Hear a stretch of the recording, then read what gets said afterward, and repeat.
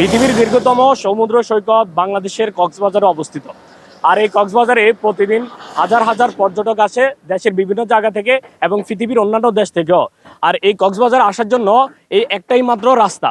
আর এই রাস্তাটা শুরু হওয়ার কারণে এখানে যে দূরপাল্লার গাড়িগুলা এবং পর্যটকদের যে গাড়িগুলো আছে, এগুলা স্থানীয় যে অটোরিকশা আছে, সিএনজি অথবা ধীরগতির যে গাড়িগুলো আছে, ওগুলার চলাচলের কারণে দূরপাল্লার গাড়িগুলার অনেক সময় দুর্ঘটনার শিকার হয় এবং পর্যটকদের যাতায়াতে অনেক সময় লেগে যায়। আর তাই আমরা বর্তমান সরকারের কাছে এবং সংশ্লিষ্ট কর্তৃপক্ষের কাছে বিনীতভাবে অনুরোধ করতেছি এবং জোর দাবি জানাচ্ছি, দ্রুতই যেন রাস্তাটা 4 লেন করা হয়। 4 লেন করলে পর্যটকদের সময় অনেকটা বেঁচে যাবে এবং দুর্ঘটনা অনেকাংশে কমে আসবে।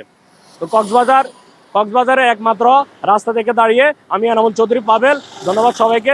সবাই ভালো থাকবেন, সুস্থ থাকবেন, নিরাপদে চলাচল করবেন। আসসালামু আলাইকুম।